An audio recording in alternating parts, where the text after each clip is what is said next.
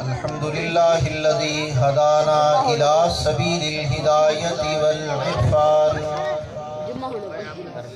وجعلنا من أهل الإسلام والإيقان ونشهد أن لا إله إلا الله وحده لا شريك له شهادة بالقلب واللسان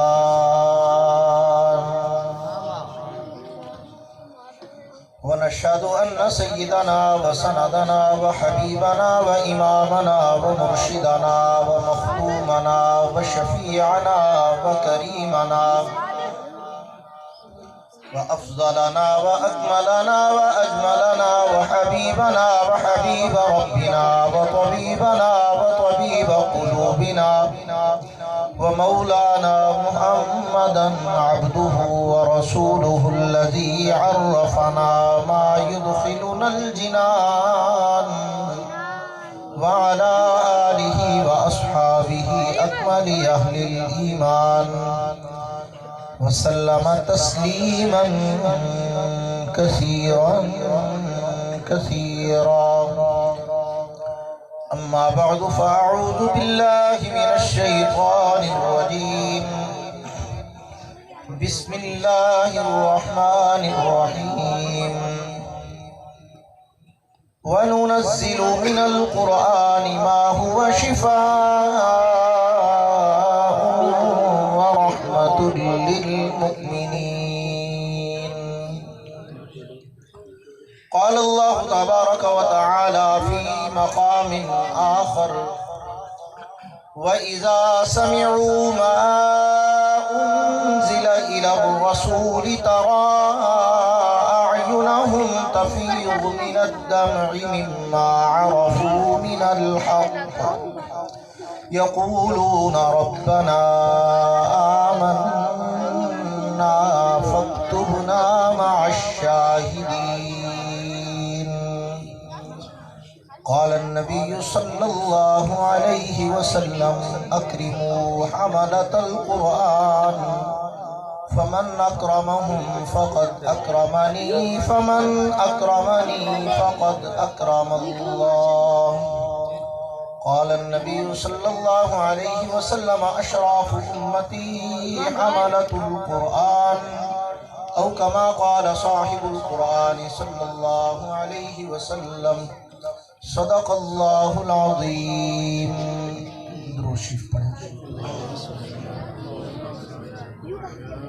اللهم صل على محمد وعلى آل محمد كما صليت على إبراهيم وعلى آل إبراهيم إنك حميد مجيد اللهم بارك على محمد وعلى آل محمد كما باركت على إبراهيم وعلى آل إبراهيم إنك حميد مجيد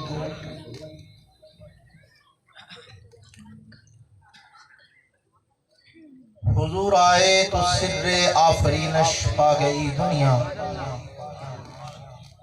حضور آئے تو سر آفرینش پا گئی دنیا اندھیروں سے نکل کر روشنی میں آ گئی دنیا بجھے چہروں سے زنگ اترا ستے چہروں پہ نور آیا حضور آئے تو انسانوں کو جینے کا شعور آیا یتیموں اور ضعیفوں کو پناہیں مل گئیں آخر حضور آئے تو ذروں کو نگاہیں مل گئیں آخر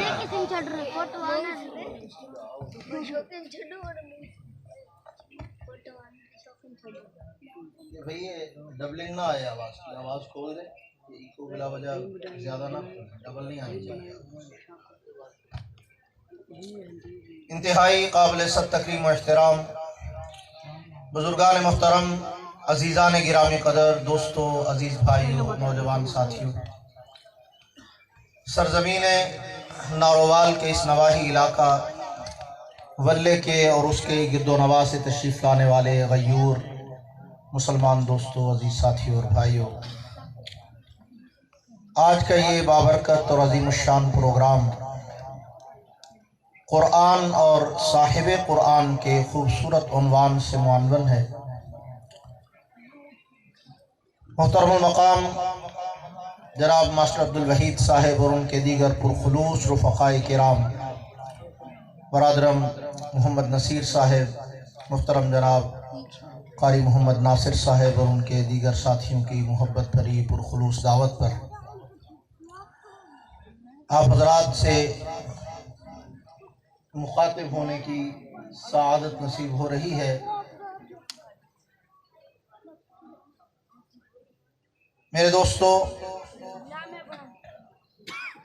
کانفرنس کا عنوان بظاہر دو حصوں پہ مشتمل ہے،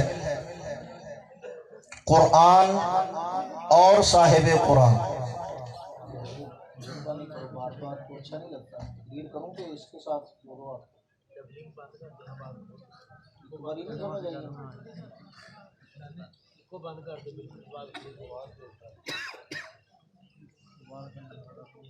اتنی کا آواز کی ایکو کھولیں جس سے آواز ڈبل نہ آئے۔ یہ بات آپ کو بار بار عرض کر رہا ہوں، آپ کو میں نے ان سے بات کرنی ہے، ان کو بات سمجھانی ہے، آپ اپنا حصہ ڈالی جا رہے ہو برکت کے۔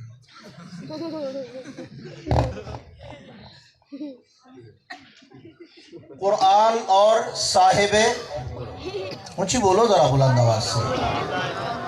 قرآن کسے کہتے ہیں؟ اس کتاب کو جو ہم نے الماری میں رکھی ہے اور سارا سال گزر جاتا ہے، اسے کھول کر دیکھنے کی توفیق نصیب نہیں ہوتی۔ غلط تعریف تو نہیں کی نا میں نے؟ قرآن کسے کہتے ہیں؟ اس کتاب کو کہ جو ہماری ہدایت کے لیے، رہنمائی کے لیے آئی تھی اور ہم نے اسے مردے بخشوانے والی کتاب سمجھ رکھا ہے۔ کسے کہتے ہیں قرآن؟ اس کتاب کو کہ جو ہمیں آخرت کے اندر جہنم سے نجات دلا کر جنت میں داخلہ دلوانے والی کتاب ہے، اور اسے ہم نے صرف قسمیں اٹھانے کے لیے رکھا ہے کہ جب کسی کو بڑا سارا دھوکہ دے کر اعتماد میں لینا ہو تو پھر ہاتھ قرآن پہ رکھ دیا جائے گا۔ قرآن کو ہم اس طور پہ پہچانتے ہیں کہ وہ کتاب جو ہمارے گھر کے ایک کونے میں رکھ کے بھول جایا جائے، اس کتاب کو قرآن کہتے ہیں۔ وہ کتاب جس کو پڑھنا، جس کو سمجھنا، جس پہ عمل کرنا ہماری زندگی کے لائحہ عمل کا حصہ ہی نہیں ہے، اسے قرآن کہتے ہیں۔ تو اس اعتبار سے اگر دیکھا جائے تو اللہ کے قرآن سے زیادہ مظلوم کتاب کائنات میں کوئی نہیں۔ اور اگر دوسرے پہلو سے دیکھا جائے، وہ کتاب جس کے ایک حصے کو سننے کے بعد اللہ کے نوری فرشتے یہ کہنے پہ مجبور ہو گئے کہ کس قدر زیادہ خوش نصیب ہوں گے وہ لوگ جن کی رہنمائی کے لیے اللہ کا یہ کلام جائے گا، اس کلام کو جس کے سننے پر فرشتوں نے رشک کیا تھا، اسے قرآن کہتے ہیں۔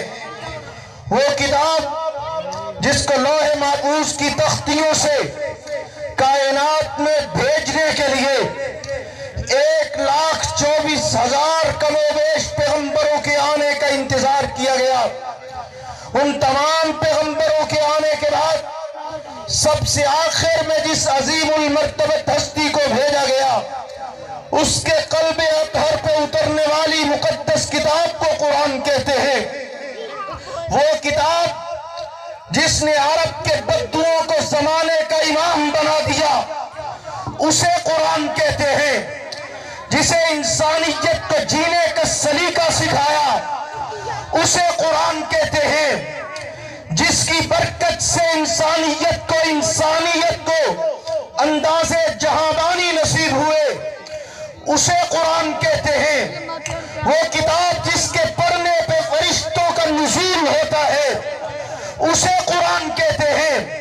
وہ کتاب جو نبوت کے لبوں سے تلاوت ہوتی تو کائنات محو تعجب رہ جاتی، اسے قرآن کہتے ہیں۔ وہ کتاب جس کو رسول اللہ نے اپنے صحابہ تک پہنچانا اپنی زندگی کا مشن عظیم سمجھا، اسے قرآن کہتے ہیں۔ جس کو پڑھانے کے لیے دار ارکن دیگر جگہ قائم کی گئی، جس کی تعلیم کے لیے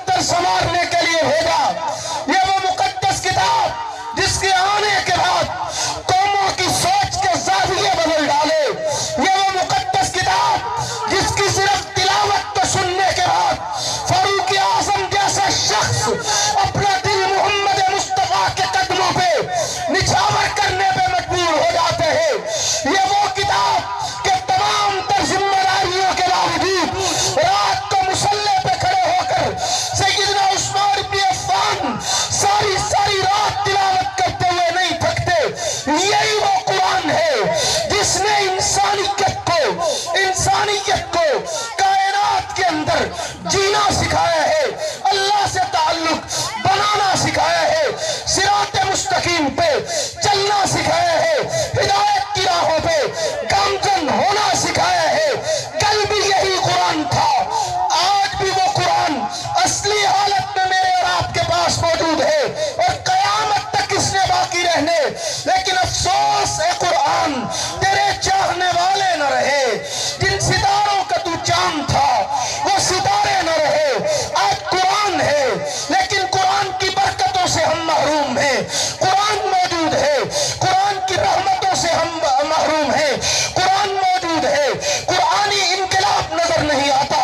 قرآن موجود ہے، قرآن مجید کی عظمتیں موجود ہونے کے باوجود ہمیں زمانے میں اس کے اثرات نظر کیوں نہیں آتے؟ اس کی بنیادی وجہ یہ ہے قرآن تو ہے، قرآن کے چاہنے والے نہیں ہیں۔ میرے دوستو، آج کے اس گئے گزرے دور میں ہمیں جتنی ضرورت اللہ کے قرآن کی ہے، میں سمجھتا ہوں اگر کسی ہاسپٹل کے ایمرجنسی کے بیڈ پہ پڑے ہوئے شخص کے لیے اعلان ہوتے کہ اسے O positive, A negative, B negative خون کی اشد ضرورت ہے، میں اللہ کی کبریائی کی قسم اٹھا کے کہتا ہوں اس اشد ضرورت والے مریض کو خون کی اتنی زیادہ ضرورت نہیں ہے جتنی اس امت کو آج اللہ کے قرآن کی تعلیمات کی ضرورت ہے۔ میرے دوستو، ہم بہت دور آ گئے ہیں اس کلام مقدس سے، اور جو ظلم و ستم ہم نے روا رکھے اس کلام پاک کے حوالے سے، اس کا نقصان کوئی محلے والے نہیں اٹھائیں گے، اس کی نحوستیں کوئی امریکہ کو حاصل نہیں ہوں گی۔ قرآن سے دوری ہم نے اختیار کی ہے تو اس کی بے برکتیاں بھی ہم نے بھگتنی ہیں۔ میں آپ کو ایک سادی سی مثال سے گزارش کرتا ہوں، توجہ ہے آپ کی میری طرف؟ وہ سمجھ بھی آ رہی؟ بلے بندی پہ یہ نا گل جاگ بھی رہے ہو؟ میری آواز تانوں آ رہی ہے؟ تاڑی مینوں کیوں نہیں آ رہی؟ پتہ نہیں۔ تسی چپ کر کے بہنا میرا پتر ہے، نہیں تو ایک تو اٹھا کے آؤ تھے پا دینا میرے، ٹھیک ہے نا؟ ہم نہیں بول رہے کیوں بھائی؟ جب میری آواز آپ کو آ رہی ہے تو آپ کی بھی مجھے آنی چاہیے نہیں آنی چاہیے؟ بولو پھر کی کہو گے ہوں؟ یہ گل سمجھ آ جائے تو سارے مل کے بلند آواز ماشاءاللہ۔ آپ کو تو کہنا بھی آتا ہے، جب کہنا آتا ہے تو پھر کہو نا یار۔ توجہ، دنیا کا ایک ضابطہ اور اصول بتانے لگا ہوں، آپ کو کام آئے گا انشاءاللہ۔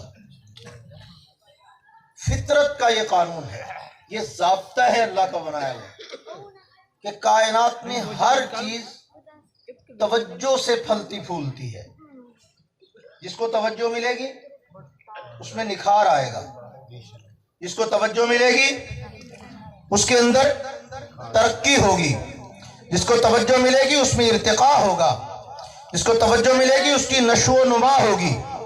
مثال دیتا ہوں آپ کو، آسان مثالوں سے بات سمجھانے کی کوشش کرتا ہوں۔ میں خود جھٹکا سا بندہ ہوں، میں چاہتا ہوں آپ کو آپ کی بولی میں سمجھاؤں۔ تو ایک پودا لے آتے ہیں، آپ گملے میں لگا لیتے ہیں، آپ اس کو توجہ دیتے ہیں، آپ اس کو پانی دیتے ہیں، دھوپ چھاؤں کا خیال رکھتے ہیں، آپ پورا انتظام کرتے ہیں، اس کا لحاظ کرتے ہیں، تو کیا ہوگا؟ وہ پودا پھلے پھولے گا، تھوڑے عرصے کے بعد اس پہ پھول لگیں گے یا پھل لگیں گے۔ ایسے ہی ہوگا کہ نہیں ہوگا؟ جب آپ اس کو توجہ دیں گے وہ پھلا پھولے گا، اور اگر آپ اس سے توجہ ہٹا لیں، لایا وہ لا کے رکھ دیا، مہینہ حال ہی نہیں پوچھا، نہ پانی دیا، نہ کھاد ڈالی، نہ اس کو دھوپ چھاؤں کا خیال رکھا، کچھ بھی نہیں کیا، تو مہینے بعد تو پھر اس پہ خوب پھل لگیں گے نا؟ کچھ بھی نہیں ہوگا، سوکھ جائے گا، ضائع ہو جائے گا، بیکار ہو جائے گا۔ آپ کھیتی اگاتے ہیں، دیہاتی ماحول ہے، اچھی طرح سے سمجھتے ہیں، ہل چلاتے ہیں، بیج ڈالتے ہیں، پانی لگاتے ہیں، اس کے بعد پھر اس کی کیئر کرتے ہیں، خیال رکھتے ہیں۔ آپ کو اچھی طرح پتا ہوتا ہے کتنے دنوں کے بعد پانی لگانا ہے، کتنے دنوں کے بعد کیا کرنا ہے، کیا اس کا خیال کرنا ہے، کیا نہیں کرنا، جڑی بوٹیاں کیسے تلف کرنی ہے، سپرے کرنا ہے نہیں کرنا، یہ سارا کچھ آپ نے زبانی یاد کیا ہوا ہے۔ لیکن اگر آپ اس کھیتی کو توجہ نہیں دیتے، فصل ملے گی؟ اناج ملے گا؟ غلہ ملے گا؟ چاول ملیں گے؟ آپ نے توجہ ہٹا لی، کھیتی ویران ہو گئی۔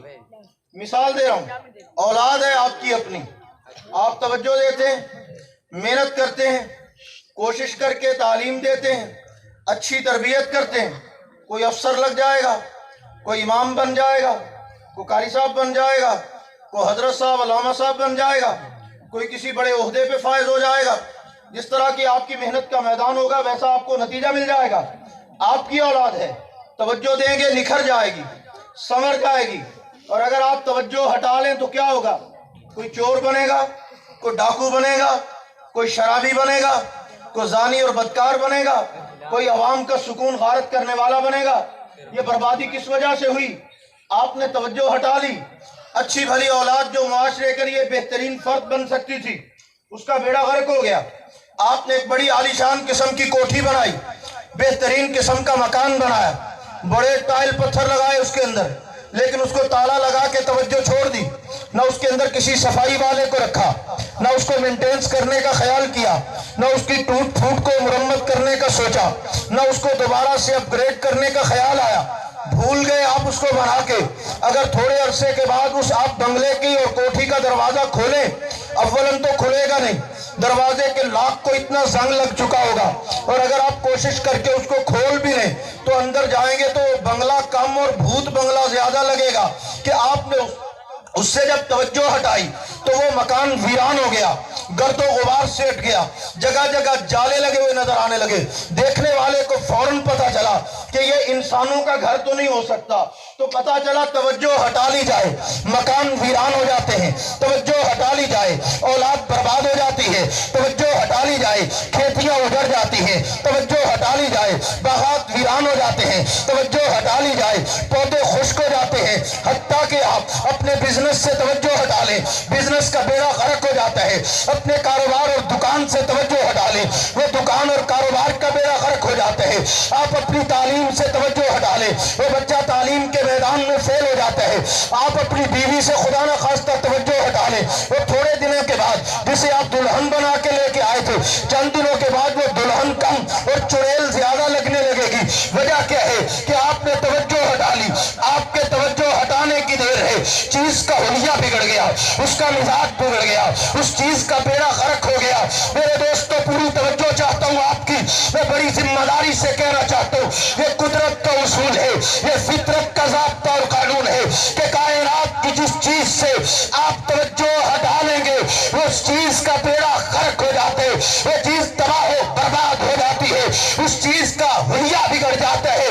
लेकिन ये उसूल और ज़ाब्ता कायनात की हर चीज पे लागू हो सकते, हर फर्द पे लागू हो सकते, हर जगह पे लागू हो सकते, सिवाय एक चीज के जिसका आपके सामने मैं नाम लेने लगा हूं। वो चीज है अल्लाह का कुरान। वो दुनिया की वाहिद चीज है। आप दुनिया की किसी शय को तवज्जो देना छोड़ दे, वो चीज का बेड़ा गर्क हो जाते, उस चीज का हुलिया बिगड़ जाते। लेकिन कुरान वो वाहिद किताब है, अगर आप इसकी तरफ से तवज्जो हटा ले, कुरान का कुछ नहीं बिगड़ता। कुरान के ज़बर ज़ेर में फर्क नहीं आता, कुरान की तासीर में फर्क नहीं आता, कुरान के तकद्दुस में फर्क नहीं आता, कुरान की अज़मत में फर्क नहीं आता, कुरान की शान में फर्क नहीं आता, कुरान के रहमत होने में फर्क नहीं आता, कुरान के शिफा होने में कमी नहीं आती, कुरान की अज़मत और तकद्दुस और रफ़अत में कमी नहीं आती। अगर आप खुदा न खास्ता कुरान से तवज्जो हटाते, कुरान का बिगड़ता कुछ नहीं है, तुम्हारे पल्ले में रहता कुछ नहीं है। मेरे दोस्तों, दुनिया की हर चीज तवज्जो की मोहताज है, लेकिन ये उम्मत कुरान की मोहताज है। कुरान को तुम्हारी तवज्जो नहीं चाहिए, मुझे और आपको कुरान चाहिए। बात समझ में आ रही है कि नहीं आ रही? और ये कुरान भी कैसी अजीब किताब है, क्या अजीब शान है। चैलेंज करता है कि मुझे तुम बदल नहीं सकते। क्या कहता है? मुझे तुम, ऊंची आवाज से बोलो यार, मुझे तुम बदल नहीं सकते। कमाल है।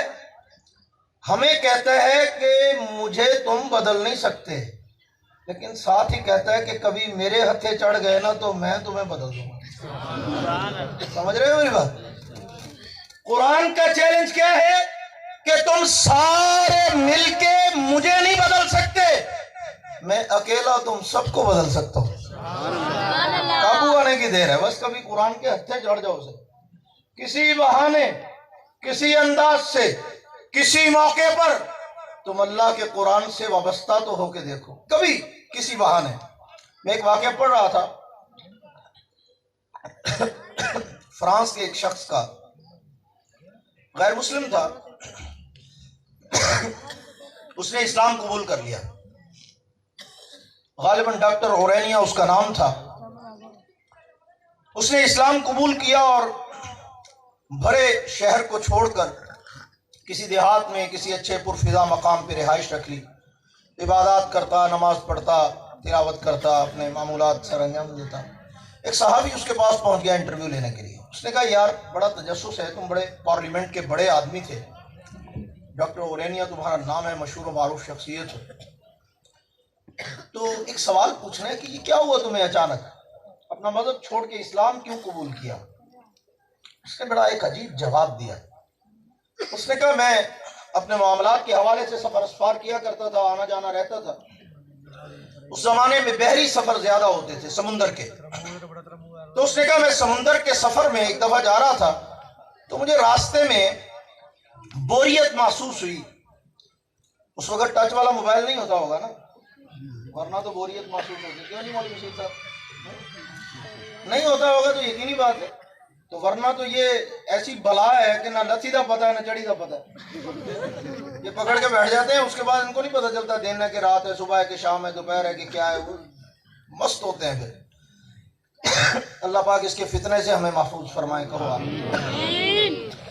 اچھا، اس نے کیا کیا کہ صحابی نے پوچھا کہ آپ نے اسلام کیوں قبول کیا؟ اس نے کہا میں سفر کر رہا تھا، دوران سفر جب میں بور ہو رہا تھا تو میں نے ایک ساتھی سے کہا، وہ مسلمان تھا، میں نے اس کو کہا یار تمہارے پاس کوئی بک نہیں ہے، کوئی کتاب نہیں ہے جسے میں پڑھنا چاہتا ہوں، چلو وقت گزر جائے گا، ٹائم پاس کریے. کہتے اس کے پاس فرانسیسی زبان میں قرآن مجید کا ترجمہ تھا. اس نے مجھے کہا یار میرے پاس اور کوئی کتاب نہیں ہے، یہ ہماری مذہبی کتاب ہے، اس کا ترجمہ میرے پاس ہے، یہ تم پڑھ لو. اس نے کہا لائیے دیکھتے ہیں کیا ہے. کہتا سفر تھا، میں نے کہا ٹائم پاس ہوگا، میں پڑھنے لگ گیا.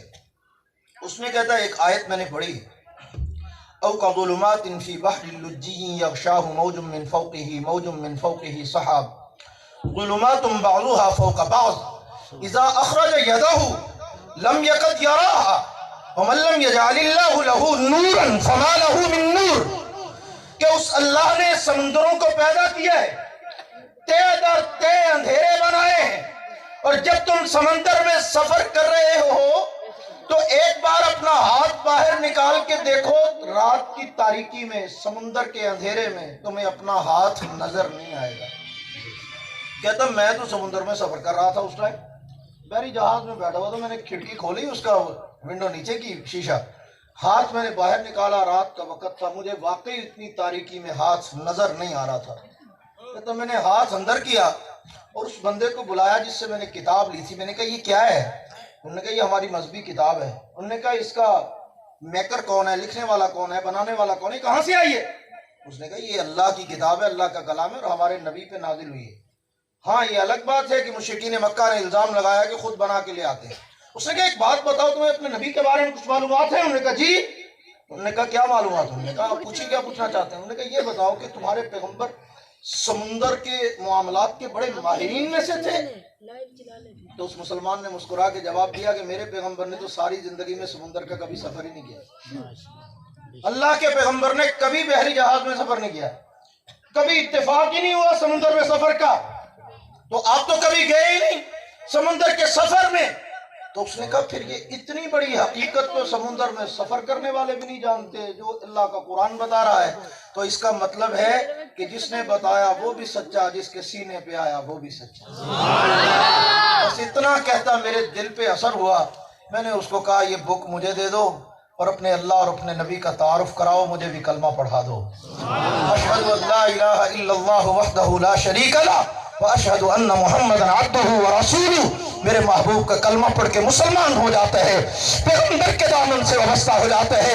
میرے دوستو یہ وہ کتاب ہے، اس کے بس ہتھے چڑھنے کی دیر ہے، بندے کا مقدر بدل جاتا ہے.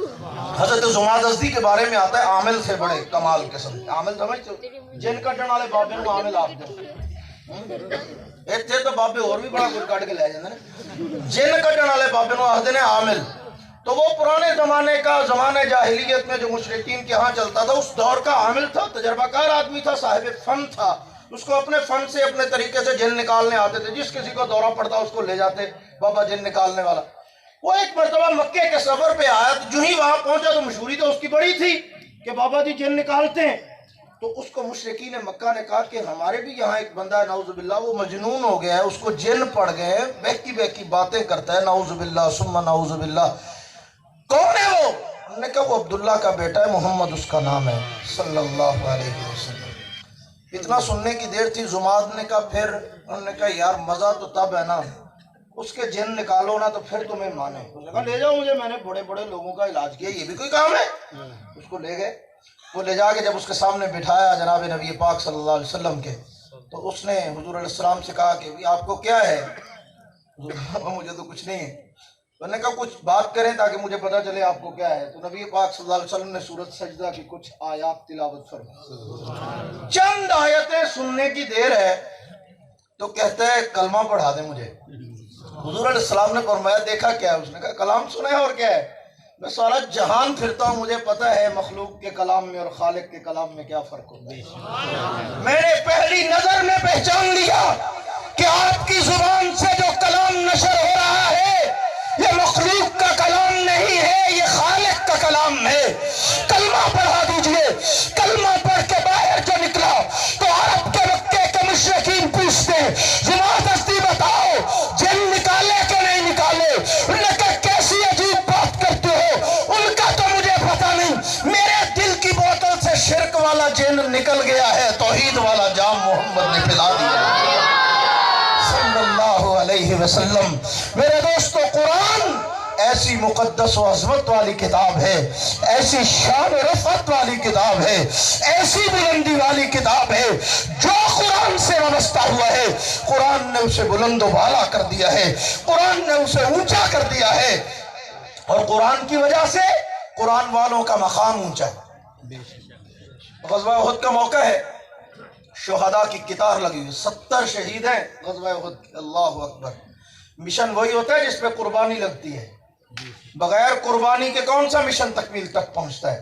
اگر کوئی مشن قربانی کے بغیر تکمیل تک پہنچتا ہوتا تو اللہ کو جناب رسول اللہ صلی اللہ علیہ وسلم کے لاڈلے اور محبوب رضاکاروں سے اتنی بڑی قربانی نہ لینی پڑتی۔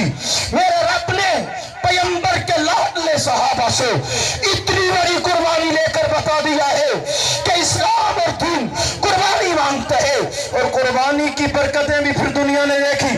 70 صحابہ کا خون لگایا احد میں، تو 70 صحابہ کے جنازے پڑے ہوئے، میتیں پڑی ہوئی ہیں۔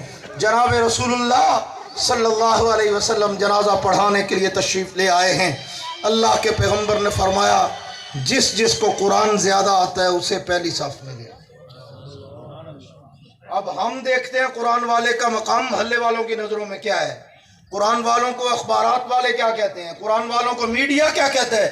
میں کہا میڈیا کی کیا اوقات ہے، اس کو کیا پتہ ہے قرآن والے کسے کہتے ہیں۔ قرآن والوں کا مقام دیکھنا ہو یا خدا کی نظر سے دیکھو یا مصطفیٰ کی نظر سے دیکھو، تب پتہ چلے گا یہ کتنے اونچے لوگ ہیں اور کتنے بلند و بالا ہیں اور کتنے عرفہ والا ہیں۔ میرے پیغمبر صلی اللہ علیہ وسلم نے فرمایا اشراف امتی حملۃ القرآن، میری امت کے وی آئی پی لوگ اللہ کے قرآن والے لوگ ہیں۔ ہمارے ہاں وی آئی پی کون ہے؟ M N A M P A councillor ناظم، یہ وہ جن کو ہم وہ وی آئی پی سمجھتے ہیں۔ قیامت کے دن اللہ کی نظر میں وی آئی پی کون ہوگا؟ جس کے سینے میں اللہ کا قرآن ہوگا، اور خود قرآن بھی یہی کہہ رہا ہے قیامت کے دن قرآن والے سے اللہ کہیں گے اقرا، شروع ہو جاؤ، سٹارٹ ہو جا، شروع ہو جا، پڑھ۔ وہ بیچارہ سوچی پڑھ جائے گا کہ ربا نہ اتھے چھٹی نہ اتھے چھٹی، اتھے بھی نہیں ساہ لین دیں، کسی کا بابا نہیں سی مردا تو مینوں سد لیندے سی کہ آئی ذرا پڑھ، تے جدوں مر جاندا سی پھر سد لیندے سی کہ آئی ذرا پھر پڑھ، جدوں بیلٹی کرانا ہوندا سی ادوں بھی، تے جدوں بخشش کرانی ہوندی سی ادوں بھی۔ سبحان اللہ۔ ہائے ہائے، مردوں پہ پڑھنے والی کتاب نہیں ہے، مردوں کو زندہ کرنے والی کتاب ہے اللہ کے بندوں۔ پڑھتے ہی نہیں ہیں، دیکھتے ہی نہیں ہیں، سنتے ہی نہیں ہیں، کیا جواب دیں گے اپنے اللہ کو؟ کبھی آج تک ایسا ہوا ہے آپ کے پاس خط آیا ہو اور آپ نے کہا رکھ دے الماری میں، کیا کرنا پڑے؟ میسج آیا ہو آپ نے کھول کے دیکھنا بھی گوارا نہ کیا ہو؟ ٹکے ٹکے کے میسج آتے ہیں، جب تک سمجھ نہیں آ جاتی جان نہیں چھوٹتی، کسی سے ترجمہ کراتے ہیں، یار کی لکھا ہے مجھے سمجھ نہیں آئی، اللہ آئی لو یو لکھا نہیں ہے، آئی لو یو نہیں لکھا، کچھ اور لکھا۔ یہ تو حالات ہے۔ جب تک سمجھ نہ آئے جان شکنجے میں پھنسی ہوتی ہے. آپ کو خالی آواز کا میسج کو کر دینا تو 3 باری کر کے پوچھیں گے کی پہ جیسی سمجھ نہیں آئی یار آواز نہیں آن ڈی بچوں آواز میں اتنی باری ہیڈ فون بھی لایا تو آواز نہیں آن ڈی. سمجھ نہ آئے ایک میسج کسی معمولی آدمی کا ہو تو رات سکون سے نہیں گزرتی. معمولی سے تیرا تعلق ہو اس کا میسج پڑھے اور سمجھے رہے تجھے سکون نہیں آتا.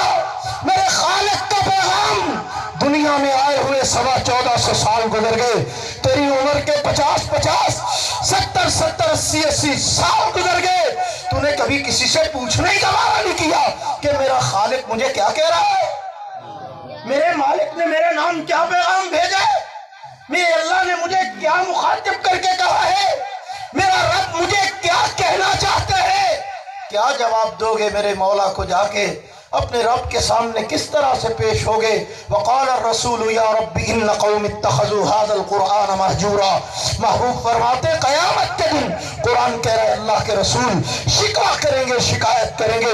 قال الرسول یا رب ان قوم اتخذوا هذا القرآن مہجورا, کہ یا اللہ یہ ہے میری وہ قوم جس نے اللہ کے قرآن کو چھوڑ دیا تھا, جس نے قرآن کو بس پشت ڈال دیا تھا. قرآن قیامت کے دن شفاعت بھی کرے گا اور قرآن والا نبی قیامت کے دن شکایت بھی کرے گا. جس کی شفاعت ہوئی اس کا بیڑا پار, جس کی لگ گئی شکایت اس کا بیڑا غرق. سمجھ رہے ہیں بات, اس کا بیڑا غرق ہو جائے گا جس کے بارے میں یہ شکایت لگ گئی کہ یہ ہیں وہ لوگ, یہ ہیں وہ مجرم جنہوں نے قرآن کو چھوڑا تھا. تو میرے دوستو قرآن ضابطہ حیات ہے, قرآن رحمتوں برکتوں والی کتاب ہے. کبھی آپ نے سوچا ہے, تھوڑا سا چند لمحے کے لیے سوچیں, کائنات کے بننے سے ہزاروں سال پہلے اللہ کا یہ کلام لوح محفوظ کی تختیوں پہ موجود تھا, لیکن آخر کیا وجہ ہے آدم علیہ السلام آئے اللہ نے قرآن نہیں بھیجا, نوح علیہ السلام بھی آ کے چلے گئے قرآن پھر بھی نہیں بھیجا, شیس علیہ السلام آئے قرآن پھر بھی نہیں بھیجا, ادریس علیہ السلام آئے قرآن پھر بھی نہیں بھیجا, زکریا علیہ السلام آئے قرآن نہیں بھیجا, ابراہیم علیہ السلام آئے قرآن نہیں بھیجا, اسماعیل علیہ السلام آئے قرآن نہیں بھیجا, یحییٰ علیہ السلام آئے قرآن نہیں بھیجا, یعقوب و یوسف آئے قرآن نہیں بھیجا, سلیمان و داؤد آئے قرآن نہیں بھیجا, دانیال و ذوالکفل آئے قرآن نہیں بھیجا, الیاس و ادریس آئے قرآن نہیں بھیجا, حضرت یونس آئے قرآن نہیں بھیجا, حضرت سیدنا موسیٰ علیہ السلام آئے قرآن نہیں بھیجا, عیسیٰ علیہ السلام آ کے زندہ آسمانوں پہ اٹھا لیے گئے, قرآن پھر بھی نہیں آیا. میرے اللہ بھیجتا کیوں نہیں اس قرآن کو؟ تو جواب ملا اس لیے نہیں بھیجتا کہ پہلے دیکھوں گا کہ جب قرآن جیسا نبی آئے گا اس کے سینے پہ قرآن نازل کروں گا. مولا قرآن جیسے کا کیا مطلب؟ فرمایا قرآن جیسے کا مطلب یہ ہے کہ دنیا کے اندر جتنے بھی نبی آئے ہیں, کوئی تھوڑے وقت کے لیے, کوئی خاص علاقے کے لیے, کوئی ایک مخصوص قوم کے لیے, کوئی ایک قبیلے کے لیے, کوئی چند سالوں کے لیے, کوئی ایک محدود زمانے کے لیے. فرمایا قرآن محدود وقت کے لیے بھی نہیں, محدود زمانے کے لیے بھی نہیں, قرآن سارے جہانوں کے لیے ہے, سارے زمانوں کے لیے ہے. بھیجوں گا اس نبی پہ جس کی نبوت اور رسالت بھی سارے جہانوں کے لیے ہوگی اور سارے زمانوں کے لیے ہوگی. بات سمجھ رہے ہیں کہ نہیں سمجھ؟ میں ابھی اشتہار پہ دیکھ رہا تھا, غور سے باریک سا کر کے لکھا ہوا تھا عقیدہ حیات النبی زندہ باد. تو میں اپنے ذہن میں سوچ رہا تھا, عنوان رکھا ہے قرآن اور صاحب قرآن, اور یہ تو کسی بندے کو بلا کے پوچھ لو کہ قرآن کے بارے میں کیا خیال ہے, مٹ جائے گا, ختم ہو جائے گا زمانے سے بالکل ہمیشہ کے لیے, کیا پروگرام ہے, کیا خیال ہے, وہ کہے گا مولوی کیسی باتیں کر رہے ہو, یہی تو وہ کتاب ہے جو کبھی نہیں مٹے گی, یہی تو وہ کتاب ہے جس کو فنا نہیں ہے, یہی وہ کتاب ہے جس کو کبھی بھی زوال نہیں ہے, یہ ختم نہیں ہوگی. کیوں؟ کہتا اللہ کا کلام ہے. میں نے کہا کمال ہے, ویسے جو کلام ہے اسے زندہ مانتے ہو, جس کے سینے پہ اترتا ہے اسے مردہ ہے. اتنی سادی سی بات تمہیں سمجھ نہیں آتی کہ وہ زندہ جاوید کتاب ہے, اس نے زندہ رہنا ہے, تو جس کے سینے پہ اترا ہے اس نے بھی زندہ رہنا ہے.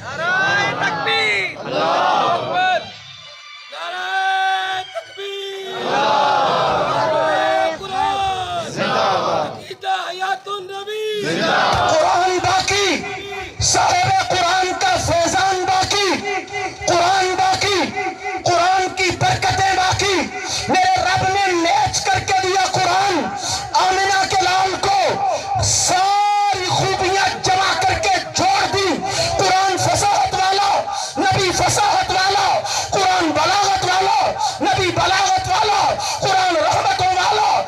رحمتوں والا، قرآن شفا والا، نبی شفا والا، قرآن یاد رہنے والا، نبی یاد رہنے والا، قرآن عظمتوں والا، نبی عظمتوں والا، قرآن سارے جہانوں کے لیے، نبی بھی سارے جہانوں کے لیے، قرآن سارے زمانوں کے لیے، نبی بھی سارے زمانوں کے لیے، قرآن بھی عربی میں، نبی بھی عربی میں، قرآن بھی اعلیٰ کتاب ہے، نبی بھی اعلیٰ نبی ہے، قرآن بھی بے مثال ہے، محمد مصطفیٰ بھی بے مثال ہے۔ نعرہ تکبیر،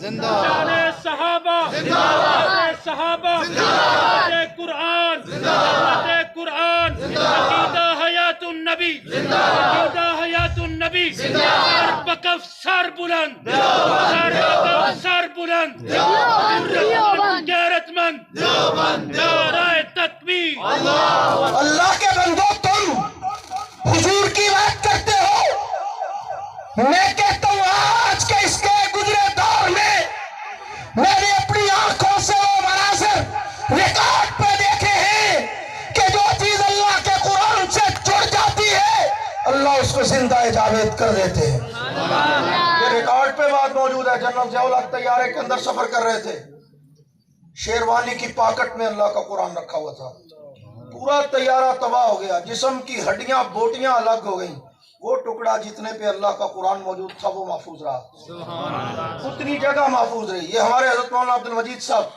انگلینڈ میں ہوتے ہیں، معروف شیخ الحدیث اور عالم دین بزرگ ہیں، صاحبال انتقال فرما گئے۔ ان کا بیٹا نہر میں ڈوب کر شہید ہو گیا، نہر میں ڈوب گیا، شہید ہو گیا۔ کتنے دنوں کے بعد لاش ملی، جتنے دن پانی پورا جسم گل گیا۔ ڈاکٹروں نے جب پوسٹ مارٹم کیا تو انہوں نے بلایا مولانا کو، اور یہ ریکارڈ پہ بات موجود ہے، میں کو آپ کو افسانہ کہانی گھڑ کے نہیں سنا رہا، یہ پاکستان کی بات ہے، یہ صاحبال کے رہنے والے تھے حضرت مولانا عبد المجید صاحب رحمۃ اللہ علیہ، ان کے بیٹے کی بات کر رہا ہوں۔ کئی دنوں کے بعد لاش ملی پانی سے، اس کا جب پوسٹ مارٹم کیا گیا انہوں نے مولانا کو بلایا، مولانا آپ کا بیٹا کرتا کیا تھا؟ انہوں نے فرمایا حافظ قرآن تھا، فرمایا پورا جسم گل گیا ہے، دل سلامت ہے، پورا جسم گل گیا ہے، دل سلامت ہے۔ جس سینے میں اللہ کا قرآن ہو اللہ اس سینے کو کچھ نہیں ہونا دے۔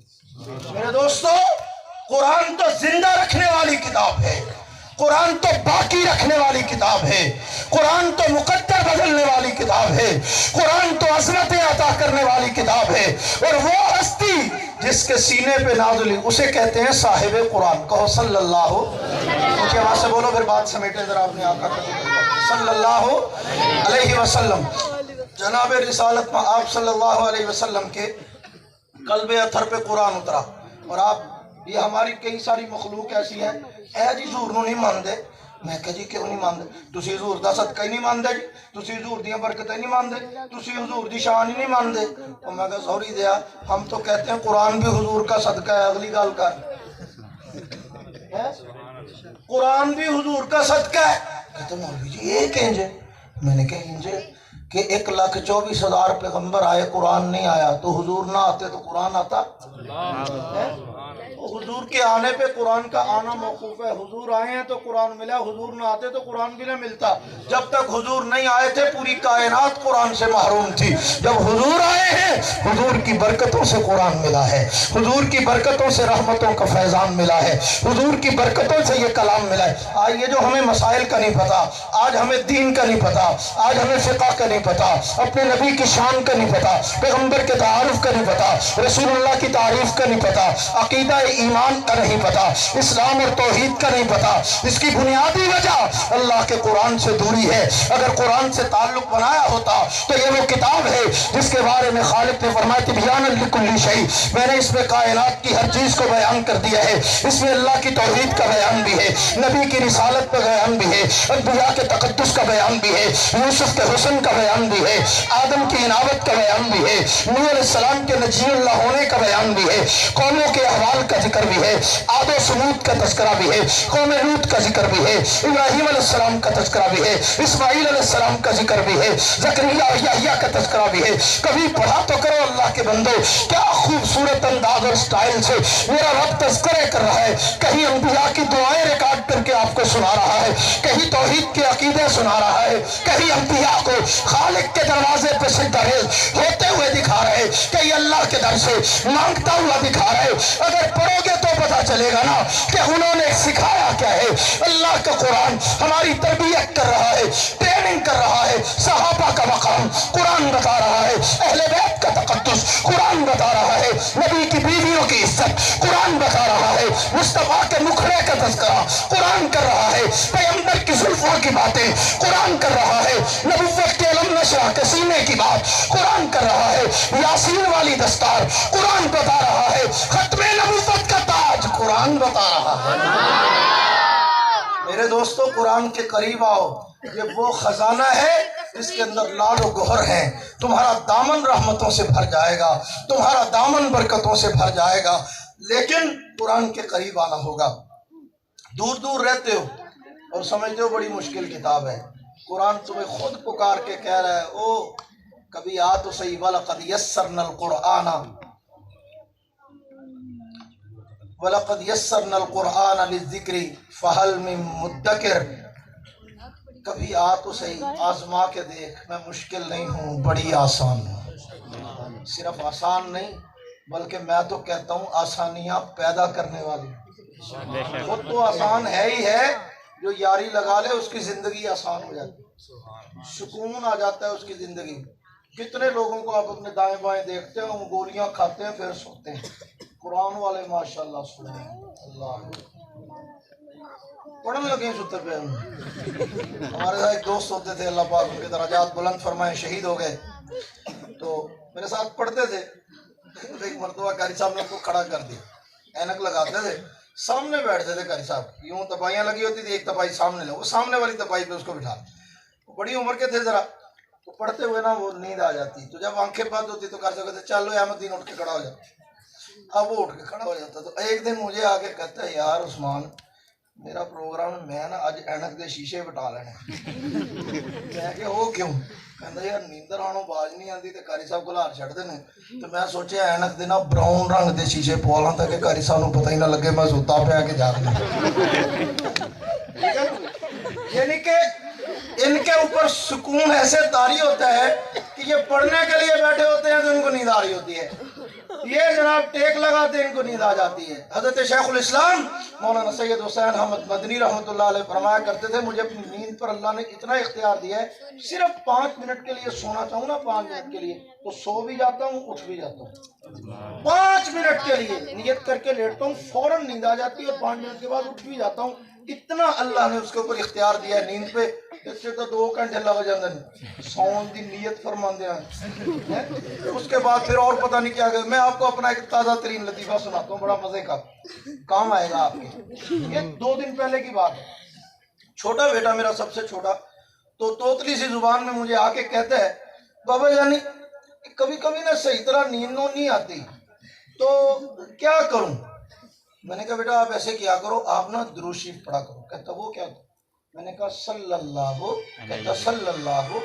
علیہ وسلم, صلی اللہ, آپ بھی پڑھو صلی اللہ علیہ وسلم, یہ پڑھ لیا کرو. اچھا اب میں نے اس کو یاد کرا دی. مجھے فوراً کہتا ہے, وہ اس ٹائم تو دعا پڑھتے ہیں. میں نے کہا کون سی ہے؟ وہ یاد کرائی ہوئی تھی, چھوٹا بچہ 4.5 سال عمر ہوگی. کہتا اللہم بسمک اموت و احیا, وہ تو وہ پڑھتے ہیں. میں نے کہا وہ بھی پڑھتے ہیں بیٹا, جب نیند نہ آ رہی ہو صلی اللہ علیہ وسلم پڑھتے ہیں. کہتا اچھا. اب لیٹا ہے صلی اللہ علیہ وسلم, صلی اللہ علیہ وسلم, پڑھتا پڑھتا سو گیا. میں نے یہ خود اپنی آنکھوں, یہ 2 دن پہلے کی بات ہے, صبح اٹھا تو کافی تاخیر سے اٹھا, آنکھیں ملتے ملتے, تو مجھے اٹھتے ہی کہتا ہے بابا جانی وہ رات کیا پڑھا تھا میں نے؟ میں نے کہا بیٹا صلی اللہ علیہ وسلم پڑھ کے نقل اتار کے, تو کہتا ہے ہاں وہ رات پڑھا تھا نا, اتنی مزے کی نیند آئی, مزہ آ گیا. اب یہ چھوٹا سا بچہ ہے, اور اب وہ روزانہ کہتا ہے کہ میں رات کو صلی اللہ علیہ وسلم پڑھ کے سوتا ہوں, بڑے مزے کی نیند آتی ہے. اب 2 دن ہو گئے جناب, کاروائی جاری ہے. اب میرا کیا گیا ہے، نہ ہنگ لگی نہ پھٹکڑی لگ گئی نہ موجیں، اس کو یہ صلی اللہ علیہ وسلم سکھا کے میں نے تو پتہ نہیں کب مر جانا ہے، لیکن اس کے بعد جب تک اس کی زبان پہ یہ جاری رہنا ہے میری قبر میں روشنی ہوتی ہے، میری زندگی میں برکتیں آتی رہنی ہیں۔ اور خدا کے لیے کوئی نلکا انجدہ بھی لا جاؤ، کوئی کام ایسا کر جاؤ، کوئی صدقہ جاریہ ایسا چھوڑ جاؤ جو آپ کی دنیا اور آخرت کا سامان ہو۔ اللہ کے پیغمبر کا فرمان ہے کہ جب تم بچے کو قرآن پڑھنے کے لیے بھیجتے ہو، وہ جا کر استاذ کے سامنے دو زانو ہو کے بیٹھتے ہیں، استاذ اسے کہتے ہیں اقرا بسم اللہ الرحمن الرحیم، اسے کہتے ہیں پڑھ بیٹا بسم اللہ الرحمن الرحیم۔ اللہ کے حبیب پیغمبر فرماتے ادھر اس کی زبان سے بسم اللہ الرحمن الرحیم نکلتے، ادھر 4 بندوں کی مغفرت کا پروانہ اللہ کی بارگاہ سے جاری کر دیا جاتے۔ اللہ فرشتوں کو حکم دیتے، فرشتوں گواہ ہو جاؤ میں نے اس قرآن پڑھنے والے کی، اسے پڑھانے والے استاد کی اور اس کو انگلی پکڑ کے بھیجنے والے اس کے والدین کی مغفرت کر چھوڑی ہے۔ ذرا سوچئے نا، جس نے ابھی بسم اللہ پڑھی ہے اس کے لیے اتنا بڑا اعزاز ہے، تو جس نے پورا قرآن پڑھ لیا ہو اس کے لیے کتنا بڑا اعزاز۔ قرآن کو معمولی نہ سمجھو، یہ بڑی عظمت والی کتاب ہے۔ آج پوری دنیا کا کافر زور لگا رہا ہے، بڑے عجیب عجیب کئی دفعہ لطیفے بنتے ہیں یار، آرٹیکل لکھے جاتے ہیں، ڈاکومنٹریاں بنتی ہیں، فلمیں تیار کی جاتی ہیں، پروپیگنڈا کیا جاتا ہے، مدارس میں رٹا لگایا جاتا ہے، بغیر سمجھے قرآن پڑھنے کا کیا فائدہ؟ میں کہ نہیں فائدہ تو تاڑیاں چیکا کیوں نکلن رہی ہیں؟ اگر یہ پڑھتے ہیں اور بے فائدہ ہے کچھ بھی نہیں ہوتا، تمہیں تکلیف کس بات کی ہے؟ سکھر دی کتی تے بکر نو پونکے، تمہارا نہ کچھ لینا نہ کچھ دینا، نہ کوئی بات نہ کوئی معاملہ، نہ تم مسلمان نہ تم دیندار، نہ تمہارا قرآن سے تعلق نہ قرآن والوں سے تعلق، چکر کیا ہے؟ تکلیف کس بات کی ہے؟ تو آہستہ سے پھر آپ کو بتائیں گے کہ آپ کو نہیں پتا، یہ نام بھی سمجھ آئے نا تو تب بھی انقلاب آ جاتا ہے۔ انقلاب تو آتا ہے، میں نے یہ واقعہ سن رکھا ہے اور اتھینٹک مضبوط پکا واقعہ، ادھر ادھر کی کہانیاں کچی نہیں سناتا۔ جمال عبد الناصر مصر کے صدر تھے، روس کے دورے پہ گئے۔ تو اب عام طور پہ ہوتا ہے جب کسی ملک کا صدر یا بڑا آدمی دوسرے ملک کے سرکاری دورے پہ جاتے ہیں تو تحائف کا تبادلہ ہوتا ہے، کچھ لے جاتے ہیں کچھ وہاں سے لے آتے ہیں۔ تو اب یہ یہاں سے کچھ تحائف لے کے گئے تو جاتے جاتے ایک بندہ بھی لے گئے، اس کا نام تھا شیخ قاری عبدالصمد الباسط رحمہ اللہ تعالی، قاری باسط کے نام سے مشہور و معروف ہے۔ ان کو ساتھ لے گئے، مصر کے معروف قاری تھے، دنیا جانتی ہے ان کو، لے گئے وہاں پہ۔ اب جب وہاں پہ تشریف لے گئے مصر میں، تو مصر کا روس میں لے گئے تو روس کا صدر سامنے بیٹھا ہوا تھا، تو وہ کمیونسٹ تھا، دہریہ جس کو ہم کہتے ہیں ملک۔ تو اب نہ وہ خدا کو مانتا ہے نہ رسول کو مانتا ہے نہ دین کو، کچھ بھی نہیں، ان کا مذہب ہی نہیں ہے، کمیونسٹ لوگ ہیں۔ اب وہ سامنے بیٹھا ہوا ہے اور جمال عبد الناصر گفتگو کا آغاز کرنے لگے تو انہوں نے کہا بات یہ ہے کہ ہم آپ کے لیے کافی سارے تحائف لائے ہیں محبت میں کہ خیر سگالی کے جذبے سے۔ تو ایک تحفہ یہ ہے کہ ہمارے ملک کی سوغات سمجھ لیجئے کہ یہ ہیں قاری عبد الباسط، اور ہماری مذہبی کتاب کو بڑے خوبصورت انداز میں پڑھتے ہیں، تو اگر آپ مناسب سمجھیں پسند کریں تو سنائیں پھر آپ کو۔ تو اس نے بادل نخواستہ کہا سنائیں، ٹھیک سنائیں، اب سنانے چاہتے ہیں تو سنائیں جی، پھر مروتاً کہہ دیا یا جو بھی سمجھ کے کہہ دیا سنائیں جی۔ جمال عبد الناصر کہتے ہیں میں نے اشارہ کیا کہ سناؤ۔ قاری عبد الباسط مرحوم کہتے ہیں میں پھنس گیا امتحان میں کہ میں کیا سناؤں، میں تو مہمان بن کے آیا تھا کہ چلو ساتھ پروٹوکول انجوائے کریں گے، یہ سب کہتا ہے اس کو قرآن سناؤ، اس کو قرآن کیا سمجھ آئے گا، نہ اس کی بولی عربی نہ اس کا قرآن سے کوئی لین نہ دین۔ یہ شیخ عبد الباسط مرحوم کا اپنا بیان ہے، وہ کہتے ہیں کہ میرے ذہن میں فوراً خیال آیا کیوں نہ اس کو وہی آیات سناؤں جو فاروق اعظم کو ان کی بہن نے سنائی۔ شیخ عبد الباسط مرحوم کہتے ہیں میں نے سورۃ طٰہٰ کی تلاوت شروع کر دی، طٰہٰ ما انزلنا علیک القرآن لتشقی الا تذکرۃ لمن یخشی۔ فرمایا بس ادھر سے میں قرآن پڑھ رہا ہوں اپنے وجد میں اپنے انداز میں، کہتے ہیں اچانک میں نے غور کیا تو دیکھا روس کے صدر کی آنکھوں سے آنسو بہہ رہے ہیں۔ کہتے میں بڑا حیران ہوا کہ اس کو عربی سمجھ آتی ہے۔ کہتے جب میں نے وہ قرآن مجید کی تلاوت مکمل کی تو جمال عبد الناصر نے ترجمان کے ذریعے سے ان کو پوچھا کہ آپ کو سمجھ آئی، آپ کیوں رو رہے ہیں؟ انہوں نے کہا مجھے کچھ سمجھ نہیں آیا، لیکن ایک بات عجیب محسوس ہوئی کہ جو بھی اس نے پڑھا ہے یہ کانوں پہ نہیں دل پہ اثر کرتا ہے، یہ تو کو دل پہ اثر کرنے والا کلام ہے، لیکن پھر ہمارا نام تو عالمی ریکارڈ بک میں ہونا چاہیے نا کہ جن کے دلوں پہ کچھ بھی اثر نہیں کرتا. ملا جی کا قدم شریف دنیا دی کوئی شے نہیں ساڈے تے اثر کرتی. نہ کسی کی تقریر اثر کرتی ہے، نہ نصیحت اثر کرتی ہے، نہ ڈرانا اثر کرتا ہے، نہ خوشخبری اثر کرتی ہے. کوئی شے آپ کو اثر نہیں کرتی. یہاں آپ کو کہے نا کہ اللہ کے بندو آپ ذرا قرآن سے وابستہ ہو جائیں، آپ کو نعمتیں ملیں گی، جنت ملے گی، جنت کے تاج پہنائے جائیں گے، تو مجال ہے کان پہ جوں بھی رینگ جائے. لیکن قیامت کے دن کے منظر کا نقشہ کھینچوں تو آپ حیران ہو جائیں گے. اور یہ حقیقت پہ مبنی ہے کہ قیامت کے دن جب حافظ قرآن اللہ کی بارگاہ میں آئے گا نا تو اللہ اس کو جہاں اتنا پروٹوکول دیں گے، اتنا پروٹوکول دیں گے، پہلے عرش کا سایہ، پھر جنت کا دسترخوان، پھر جنت کے ممبر، پھر عرفہ و اعلیٰ مقام اور عزت اور عظمت اور جنت کا لباس. سڑن والے بھی تو ہوندے ہی نے نا جی، جنہاں کو نہیں برداشت ہوندا مولوی دی موٹر سائیکل بھی نہیں ویکھ سکدے. اب وہ سڑنے والے برداشت سے آپے سے باہر ہو کے کہیں گے ربا اے تیرے لگدے کی نے سانو تو پوچھدا نہیں تے انہاں نوں کدے کچھ پوائی جانا کدے کچھ کھوائی جانا. تیرے لگتے کیوں ہیں؟ حدیث پاک میں اللہ کے پیغمبر کے الفاظ میرے محبوب نے فرمایا اہل القرآن اہل اللہ وخاصتہ. اللہ کا کوئی کچھ نہیں لگتا، لیکن اتنی بات یاد رکھنا قرآن والے ایسے اللہ کو محبوب ہیں جیسے تمہیں اپنے گھر والے محبوب ہیں. اللہ کو اتنے پیارے لگتے ہیں، اتنے لاڈلے ہیں. تو میرے دوستو جب قرآن والے بارگاہ رب میں پہنچیں گے جہاں اتنا پروٹوکول دیں گے نا، اللہ ان کو کوٹا دیں گے. کیا دیں گے بھائی؟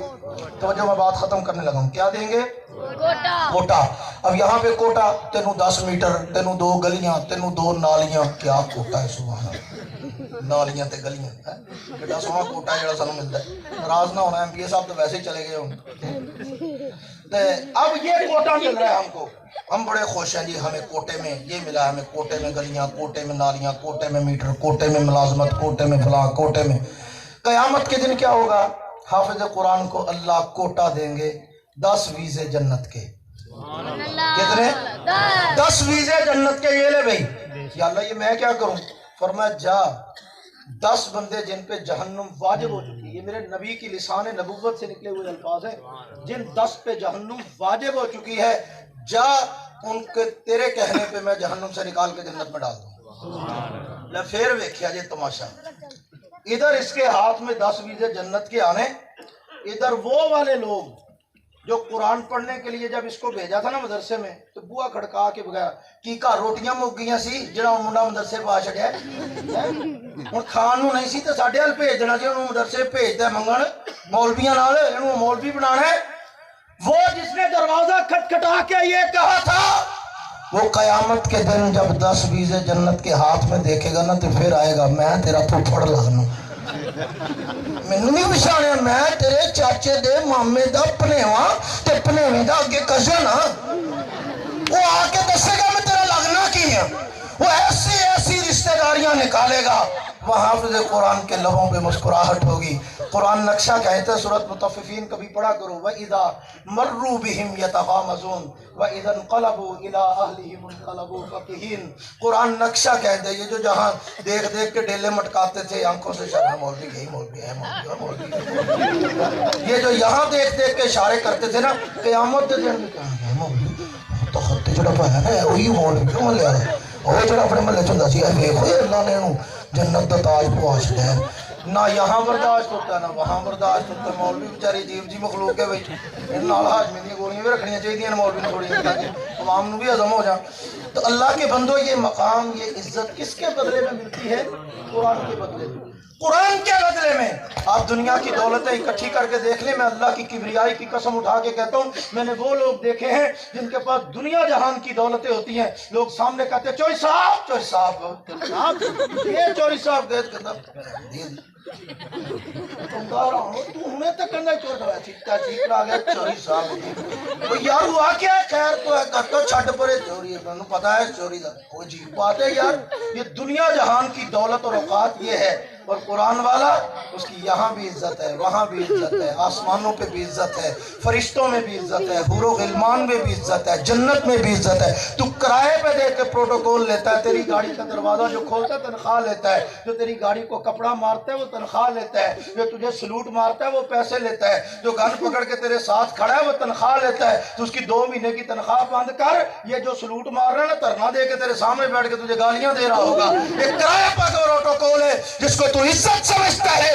میرے محبوب نے فرمایا قرآن والا گھر سے نکلتا ہے، اللہ کے نوری فرشتے اس کے قدموں کے نیچے پر بچھا دیتے ہیں۔ اللہ کی قسم یہ کرائے کا پروٹوکول نہیں ہے، یہ میرے رب کی عطا ہے، یہ آسمان سے بھیجا ہوا قرآن والے کا وہ پروٹوکول ہے جس کی نہ دنیا میں کوئی مثال ہے نہ آخرت میں کوئی مثال ہے۔